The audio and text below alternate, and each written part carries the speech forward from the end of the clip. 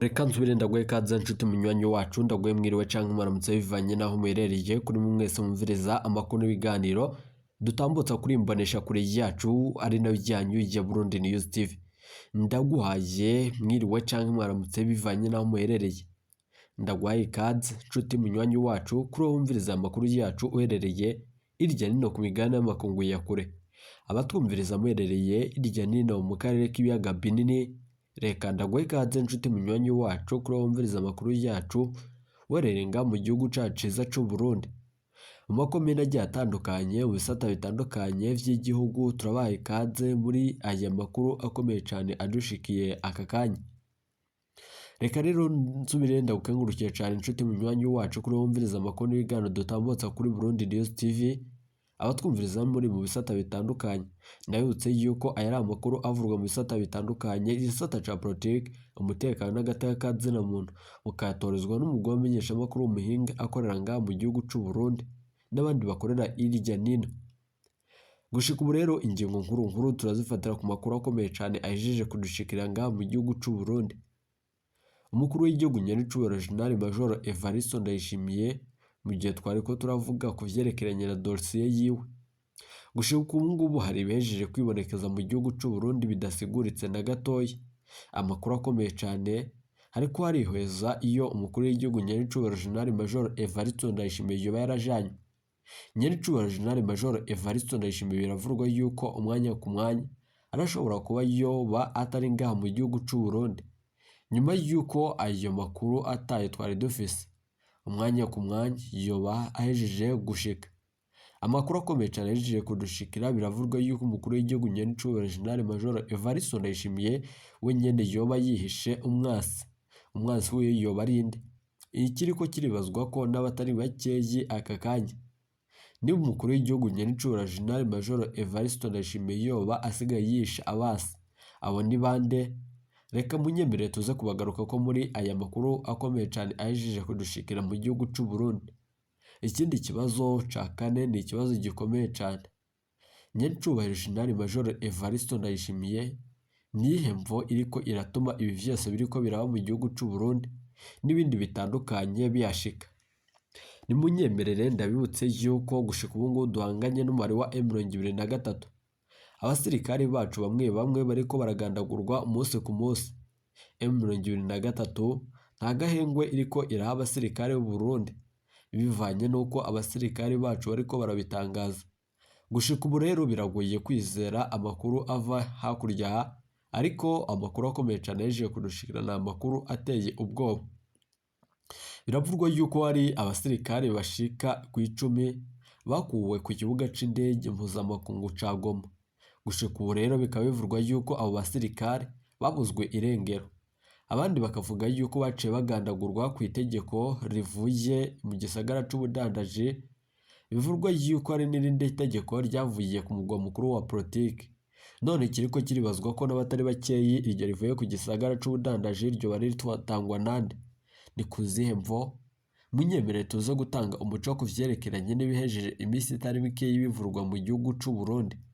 Ndababwira ukuri umwanya ku mwanya iyi ni intambara irashobora kudutwegera akarambaraye. Igisirikare cacu c'u Burundi catanguye kubesha yuko abasirikare b'u Burundi bavanywe muri Repubulika Iharanira Intwaro Rusangi ya Kongo, nyuma yuko hatangajwe yuko atamusoda nanone wunga mu Burundi asigaye muri ico gihugu nyene. Ariko gushika ubu ngubu atamusoda n'umwe, ahubwo gushika ubu ngubu atari muri Repubulika Iharanira Intwaro Rusangi ya Kongo, nyuma yuko gushika ubu ngubu ingabo zari zagiye mu butumwa bwa EAC arizo nyene zejeje kuba ziri ngaha. Ariko ba basirikare bahora n'ubundi barwanira mu mwambaro wa FARDC gushika ubu rero nibo bariko baratangura imigumuko muri ico gihugu nyene. Bariko baratera uruhagarara ku gisirikare ca FARDC. Bamwe bari guca bahagarikwa, abandi bikavurwa yuko hari abari kwicwa. Umusirikare w'u Burundi huko bishimangirwa nawe nyene ashimangira yuko gushika ubu ngubu iyo uri mu bwoko bw'umututsi uri umusirikare w'u Burundi urahigwa kugeza upfuye, na cane ko bakwagiriza ibintu bikomeye cane.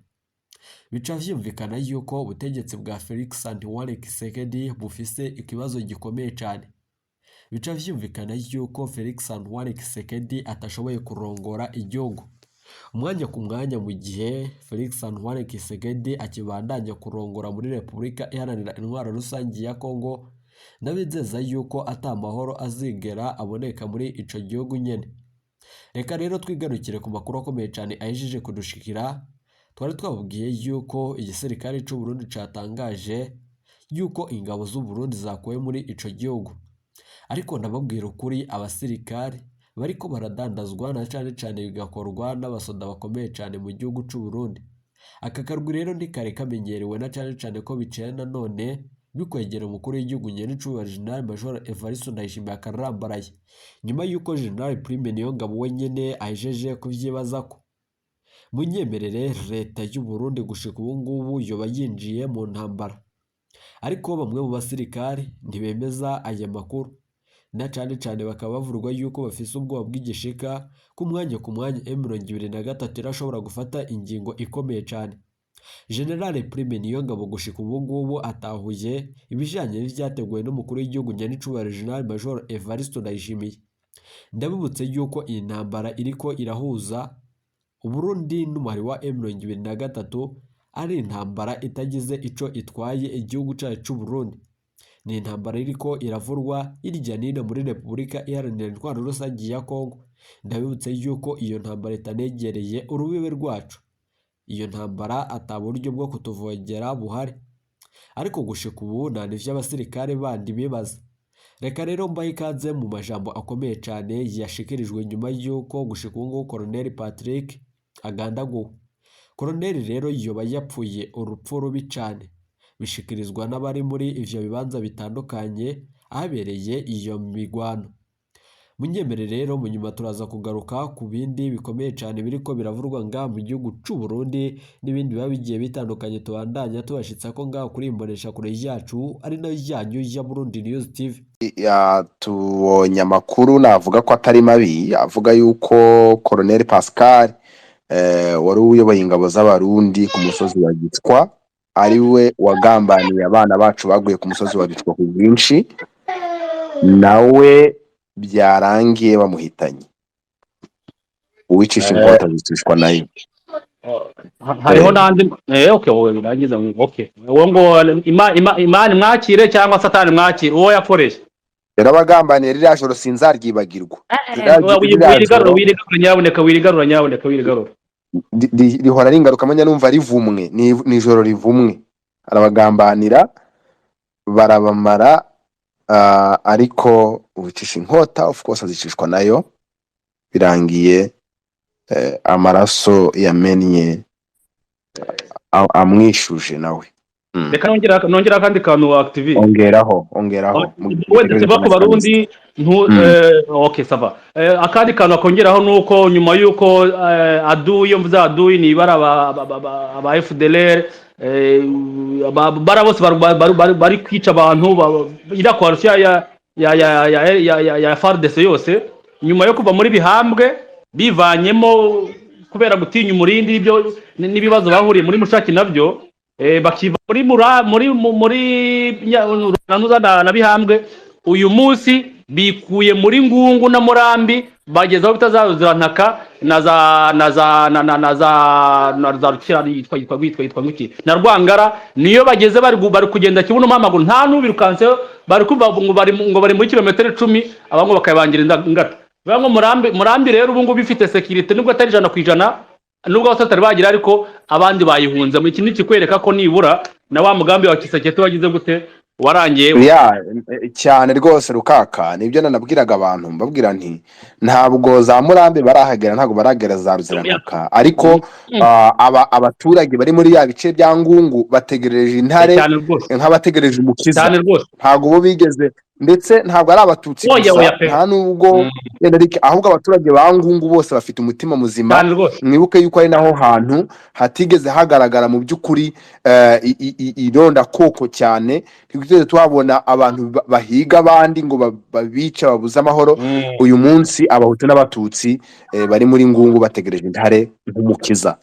Rwose iki kintu turakishimira cyane, mu kanya bazaba bahageze, ariko reka mubwize ukuri ndishimye mureke tujye wenda muri ya space mu kanya gatoya ariko mwumve ngo uriya musozi wa Gicwa ni ngombwa ngo uwabagambaniye yagombaga byanze bikunze nawe kubura ubuzima kuko ntabwo ari ikintu cyari cyoroshe kubona abana b'abasore ubagambanira mu by'ukuri bakwizeye ngo murakoze. Muri make nanjye ikintu numvaga nshaka kuvugaho ni uko urebye UN mu by'ukuri ntacyo yamarira abakongomani. Bari abantu ni abantu baje nyine baba baje muri business zabo utamenya, bakitwaza ko ari amahoro baje kuzana mu karere, ariko ukurikije amateka yabo nta hantu begeze bagira gute, nta hantu begeze bazana umutekano ngo kuko ibibazo byose biba babibona. Rero iyo yabuza kuba ari abantu bashobora kuba bazana umutekano, bafite uburyo bakoresha kugira ngo babwire leta ya Kongo amakosa yayo, cyangwa se bayigire inama ko yakumvikana n'abantu ifitanye nabo ikibazo kubw'umutekano muke, cyangwa se n'iriya mitwe yose yitwaje intwaro, kuko ibyo ari byo byose barabibona ariko bakabica uruhande bagasa nkaho batabibona. Rero ntacyo UN yenda kumarira abakongomani muri rusange, ahubwo abakongomani bo ku giti cyabo nibo bagomba kwikemurira ibibazo. Hari uyu muvandimwe Fidele niwe wavuze, yegeze kuvuga ikintu ngira ngo cyatumye hari nshaka no kugira icyo mvuga. Aravuga ati kuva M23 iri kurwana ishaka kugira ngo izana amahoro arambye ku bakongomani, ni ukuvuga ngo hakabaye habaho kugira ngo abantu bari mu makampi cyangwa se bari hirya no hino babashe kuba bagenda bakokipa areas M23 yamaze gufata cyangwa se kugaruramwo amahoro. Noneho hakabaho kuba basobanurira abaturage nabo uburyo bagomba kwicungira umutekano, cyangwa se I don't know niba bashobora kuba I don't know ukuntu babikora, ariko ndizera ko kiramutse kibayeho habaho kugira ngo basibe ibyuho byo kuba ahantu bafata hasigara nta baturage bahari, umwanzi akaba yanagaruka nyuma akaza kuhigarurira. Rero ikindi navugaho wenda ni ukuvuga ngo Kisegeti we bajya bavuga ngo akari ku mutima niko gasesekara ku munwa, kubera ko biragaragara ko ageze ahantu atagishoboye no kwifata. Noneho urebye n'abambari be cyangwa se n'abamugira inama, ni ukuvuga ngo nta kintu kizima bamugiraho inama cyo kubasha kugira ngo abashe kuba yashyira mu gaciro, yigarure nk'umuyobozi, yifuriza amahoro abaturage be.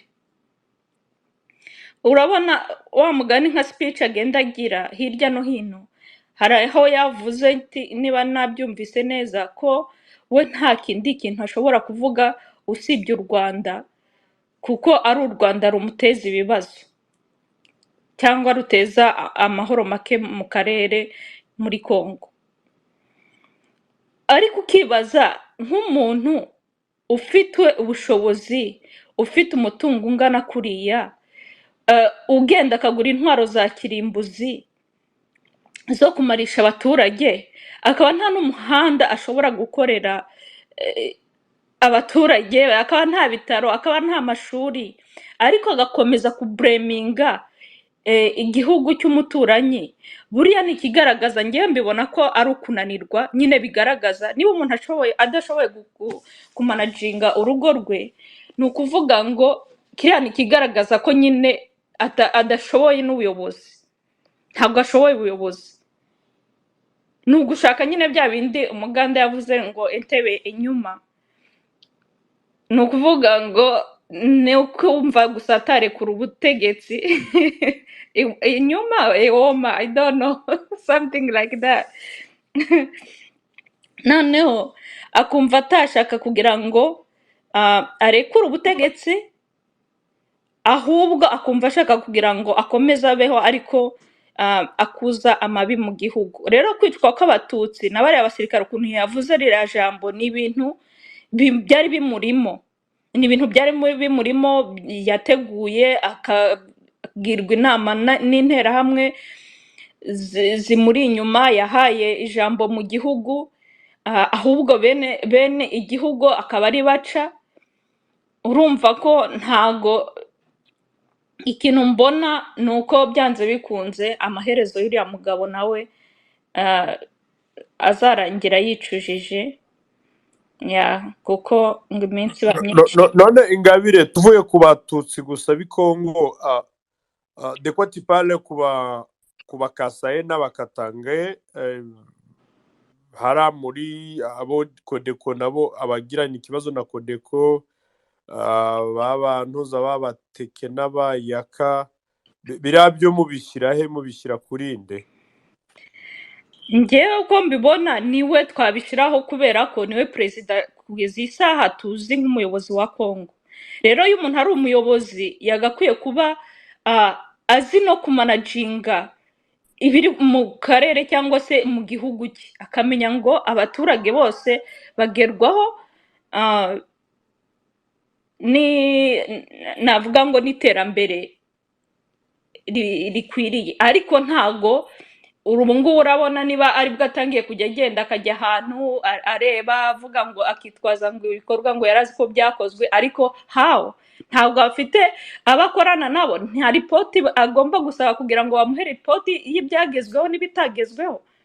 So ngewe ndumva ko ikibazo niwe, ntago twajya kubreminga wenda abandi, kuko iyo uri umuyobozi uba ugomba kumenya ngo n'abo uyoboye bameze bati cyangwa se bagerwaho n'iryo terambere muri make.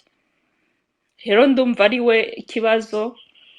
Ikindi nanone ni uko navuga nk'abantu usanga hari aho negeze kubona nk'umuvandimwe, nako si n'umuvandimwe, ubu ngubu yamaze no kutwihakana, Muhizi, asa nkaho nawe yongeye gukora kampeni yo kugira ngo niba ashaka ngo bamutore, niba ashaka kugira ngo nyine akore kampeni ya gisegeti. Ariko mu by'ukuri biriya bintu ni ikintu narebye ndavuga nti ni gute abantu barebera ibintu bimeze kuri akaba ashobora no gufata abandi bantu akababibamo ubwo burozi yamaze gufata, hejuru y'ishyari, hejuru yo kubura ubwenge. Kuko njye nagiye numva speech nyinshi za Muheto nkumva nta hantu avuga ikintu kizima gishobora kuba ibi murimo n'ubugome n'urwango n'inzika. Nta kintu kizima ashobora kuvuga avuge wumve ko afitiye wenda n'imbabazi abaturage ba Kongo. Reka ndeke kuvuga wenda n'abatutsi cyangwa se bene wabo, ariko n'abaturage ba Kongo. Ahubwo nawe ni umuntu ushaka kugira ngo akuze inda ye, ashake kugira ngo yanganishe ubwoko n'abandi. Niwe kibazo. Rero ikintu ngiye mbona ni uko nanone hagomba kubaho ukuntu abantu bakangurira abandi kugira ngo uriya muntu nawe abashe kwamaganwa, kuko ni umugambanyi, ni umwicanyi, ashyigikiye ubwicanyi buri gukorerwa muri Kongo. So muri make rero ngiye nicyo mbona nari nshatse kugira ngo nanjye mvugeho. Ariko UN ntacyo yenda kuzatumarira, ifite business yayo muri Kongo, kuko yaba ari ikintu, yaba ari abantu bashobora kuba bagira icyo bamarira abakongomani bitaye ku bibazo byabo. Igihe cyose bahabaye, imyaka yose ishize, haba harabayeho basi na change lirobe. Umunyabyaha si ibyo gusa, atamaraso nta guharigwa ibyaha. Usomye ahanyene mu itanguriro mu gice cya 3 ahanyene bavuga iby'icyaha cya Adamu na Eva ku murongo wa 21, mu gice cya 3 ku murongo wa 21 haravuga ngo uhoraho Imana aronkera Adamu n'umugore wiwe imyambaro y'insato arabambika. Ni ukuvuga ngo hahandi bamaze gukora icyaha nta kindi cyari gutuma yongera no kubarabisha kw'amaso uretse amaraso abanje guseseka. Imana irafata igikoko irakibaga. Aha ntibatomoye igikoko yabaze icyo ari cyo. Bibiliya ivuga ngo imyambaro y'insato, ni ukuvuga ko ari insato z'igikoko. Irabaga igikoko, amaraso araseseka, hanyuma ibona kubambika. Ibona ko bamaze kwambara izo nsato, ibona kubasubiza ko inyonga zayo amaraso yasesetse, nta guharigwa atamaraso. Usomye no mu Baheburayo igice c'9 umurongo wa 22 naho nyene haravuga ngo atamaraso nta guharigwa ibyaha, atamaraso nta guharigwa ibyaha. Ashimwe Yesu rero yasheshe amaraso yiwe. Haleluya, haleluya.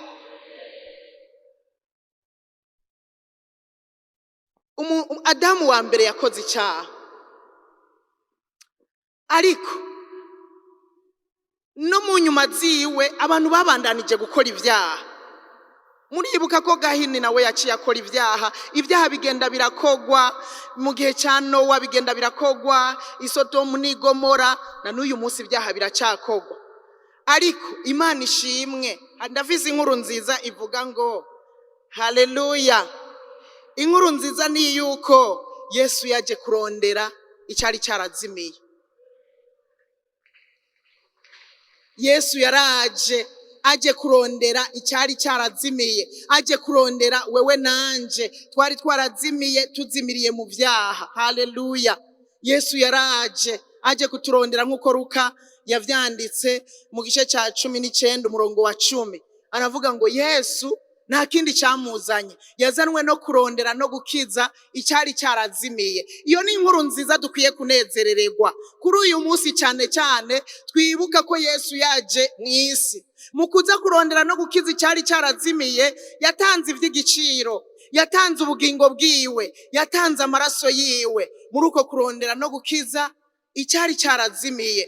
Pawulo arandikira Timoteyo mu cete cya mbere yamwandikiye mu gice cya mbere umurongo wa 15, aramubwira ngo iri jambo ni iryo kwizegwa, rikwiye kwemerwa rwose, yuko Kristo Yesu yazanwe mu isi no gukiza abanyabyaha.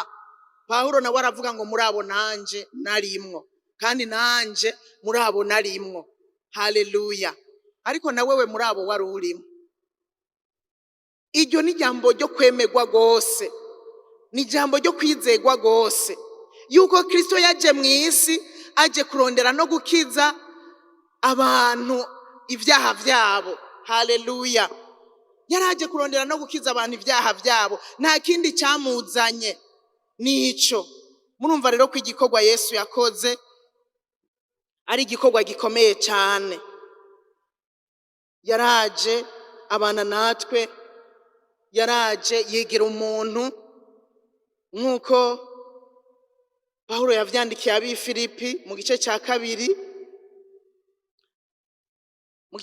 umurongo wa 6, aravuga nguwo naho yarasanganywe ishusho y'Imana, niyumviriye yuko kuringanira n'Imana ari ikintu cyo kumirako, ariko yisiga ubusa, yihindura umushumba, aza mu isi, abana n'abantu, aba mu bantu, nawe nyene yigize umuntu. Mbere yigira umushumba, yigira uwo hanyuma y'abandi. Mu yandi majambo yiyambura icubahiro cyose, aje afise intumbero imwe gusa yo gukiza umwana w'umuntu ibyaha byiwe, yo gukiza uwari yarazimiye.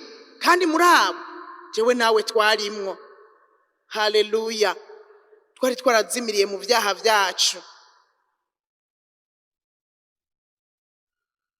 Uyu munsi wa Pasika wiyumvire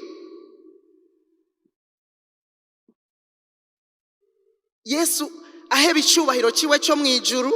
Wiyumvire Yesu aheba ubwiza bwo mu ijuru ku bwawe, ku bwanje. wiyumvire Yesu ibyo byose akabiheba, agacaza akagirirwa bimwe yagirirwa, agacaza avuye muri cya cubahiro muri bwa bwiza akambika ubusa, akavumwa amate, agasuzugurwa n'abantu, gushikaho bamwita idayimoni, imbere umukuru w'abadayimoni, gushikaho yikorera umusaraba, gushikaho abambwa. Mu bisanzwe kuva mu isezerano rya kera uwo babamba ngo yaba ari umuntu yavumwe. Mu yandi majambo Yesu ahinduka uwavumwe, mu yandi majambo yabambwe yikoreye imivumo yawe nanje, kugira ngo twebwe imivumo yari turiko twavumwe n'abavyeyi, twavumwe mu buryo butandukanye ituveko. Wiyumvira ico gikorwa kidasanzwe Yesu yakoze. Haleluya. Yakoze igikorwa gihambaye, igikorwa gihambaye nibaza ko ntokorera abana banje naho ndabakunda. Wewe sinzi ko wobikora. Namuzehe kimanuka nubwo ashaje, sinibaza ko yopfira babakobwa biwe. Nubwo ashaje ndabizi neza ko atokwemera ngo avuge ngo nditanze ku bwaba bakobwa banje, kandi afise imyaka iteye imbere. Hari akantu wewe ukiri muto. Nukuri igikorwa yakoze nta muvyeyi yogikorera umwana. Abasheri bari ngaha, sinzi ko hari umusheri ngaha yopfira uwundi musheri wiwe. Sinzi ko hari umusheri yopfira umusheri wiwe ngaha. Ntavyo nzi, ntavyo nzi. Abegeranye sinzi ko wowe mubaza uti burya womfira. Mugani niwirigura mubaza yohava kwishura ibitaguhumuriza, yohava kwishura ibitaguhumuriza. N'umunsi wo kwiyumvira igikorwa gitangaje Yesu yakoze. Turi ku ijambo rivuga ngo byose byararangiye. Haleluya, haleluya. Yesu yakoze igikorwa gihambaye. Nico gituma nawe nyene yarabona ko bimukomereye. Usomye amajambo y'Imana usanga hahandi ageze Getsemane hamwe yaja gusenga, yagiye gusenga kuko yabona igikorwa kiri hafi, icyari cyamuzanye kiri hafi. Aja ku musozi i Getsemane gusenga. Murabizi neza hamwe ku musozi yuko atanguye gusenga yagize isengesho. Rirya sengesho niryo ryanyeretse yuko Yesu nawe nyene yavyemeye kubwo kubaha Imana, kubwo gutinya Imana, kubwo gutinya kubwo kwanka kureka gushitsa ubugombe bw'Imana.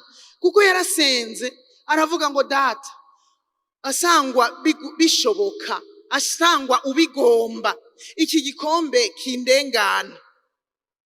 Ariko Yesu acaribuka ko yaje gushitsa ubugombe bw'Imana. Acaravuga ngo ariko ntibibe uko jewe ngomba, bibe uko wewe ugomba.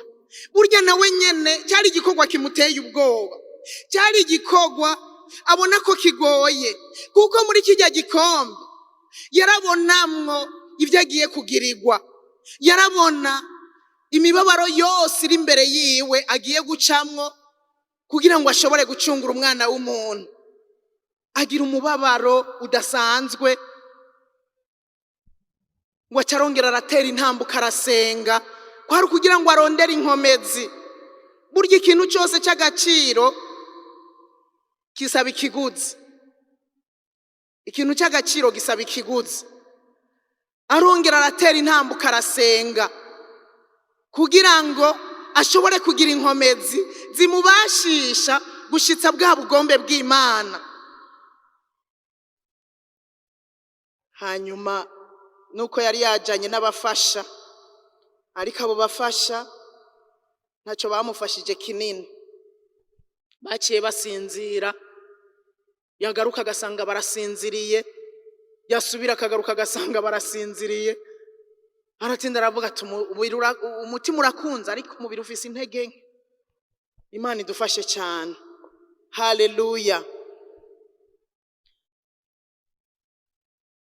usomye muri Yohana igice cya 4 hamwe Yesu yari karaganira na wa Musamariya kaza amaze kugenda mu gisagara ariko aravuga ubutumwa bwiza.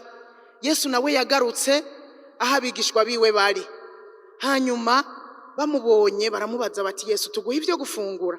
Yesu arababwira ati ntavyo nkeneye. Usomye mu gice cya 4 ku murongo wa 31 baramubwiye ngo mwigisha enda fungura. Arabishura ati jewe mfise ibyo kurya mwebwe mutazi.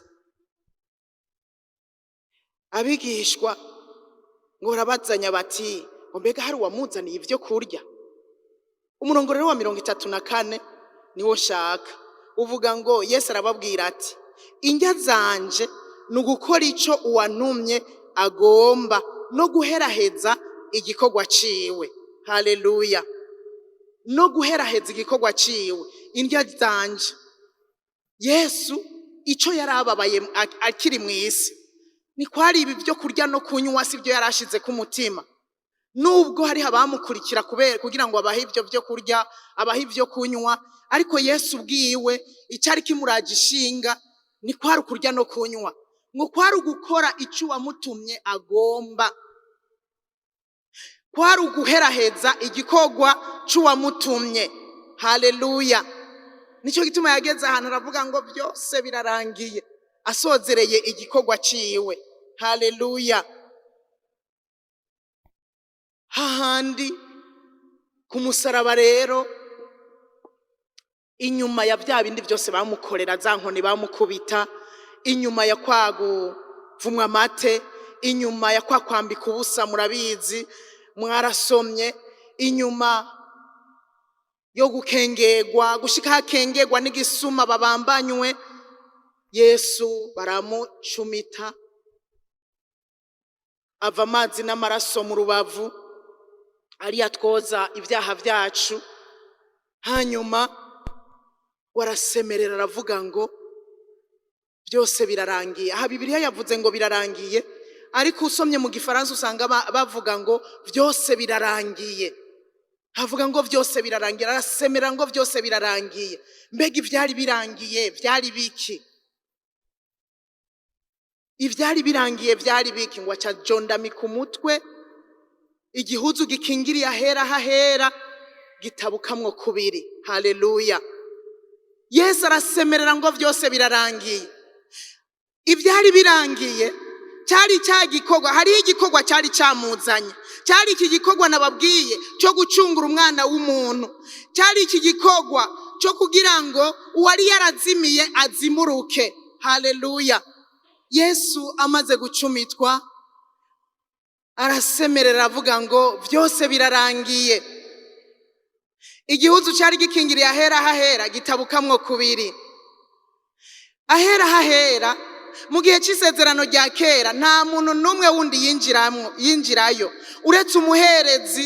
Yinjirayo rimwe gusa mu mwaka atwaye ibimazi by'ivyiwe byaha n'ibimazi by'ibyaha by'abantu bamurungikanye. Yagenda rimwe gusa mu mwaka, nta wundi muntu yahonyorayo. Rero igihuzu gikingiriye ahera hahera bimaze kurangira, nukuvuga ngo gica kiratabuka. Ibyo gutuma imbabazi, ibyo kurinda gutanga ibimazi ngo babatwarire, nivyo vyari birangiye. Iby'isezerano rya kera biba birarangiye. Nariko ndababwira hamwe yari kumwe n'abigishwa biwe bariko barasangira ibya Pasika, hamwe yatanguza ingaburo yera, yabiriye igikombe, yababwiye ngo akira nimunywe, aya n'amaraso yanje y'isezerano rishasha aviriye benshi. Haleluya.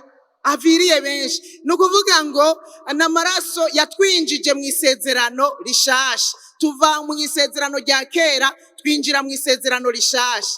Byari birangiye iby'isezerano rya kera, igitabo cy'isezerano rya kera kiba kirugawe, yugurura igitabo gishasha. Haleluya. Haleluya. Biba birarangiye. Igihuzu kimaze gutabuka rero, abantu bose baca baremererwa kwinjira kwishikira hera hahera, nukuvuga ngo aho Imana iri, aho Imana iri bagiye kwivugira ivyabo, kwisabira imbabazi. Igihugu gikingiriye ahera hahera cyaratabutse, abasuma barinjira. Igihugu cyaratabutse, abasambanyi barinjira, nabo barashobora kwegera. Nukuvuga ngo byararangiye, dushobora gutera intambuko, ivyo gutandukana n'Imana biba biraheze, atwegereza Imana. Haleluya, haleluya. Ashira ku iherezo ku buzima bwo gutandukana n'Imana, ku buzima bwo kurinda gutuma imbabazi, gutuma utanabizi yuko izo mbabazi zawe zishika, kuko uwo muherezi nawe atitunganije neza yashobora kuhagwa. Hanyuma za mbabazi babandi bamurungikana ngo baje kubasabira, umuntu akabura. Haleluya, haleluya. Byararangiye, igihugu gikingiriye ahera hahera cyaratabutse. Uyu munsi rero Yesu yaratwinjije ahera hahera, turashobora kwegereza Imana, tukayibwira ibitugoye, tukayibwira intege nke zacu. Haleluya. Hari umuririmbyi yaririmbye ngo Yesu yaruguruye inzira, abasambanyi barinjira. Yesu yaruguruye inzira, abasuma barinjira. Yesu yaruguruye inzira, abicanyi barinjira.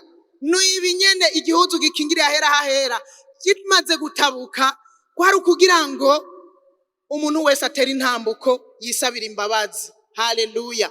Yesu yadukoreye igikorwa gikomeye, ahandi twari kuguma turabatandukanye n'Imana. Isezerano rya kera turarisezera, twinjira mu isezerano rishasha, twinjijwe n'amaraso yiwe. Haleluya. Yesu abaraturihiye umwenda mu isezerano rya kera kugira ngo ubabarigwe. Twabisomye yuko atamaraso, atambabazi zari zihari. Kugira ubabarigwe hari impaka utanga ikimazi gikeregwe, amaraso aseseke, hanyuma tubone kwemegwa.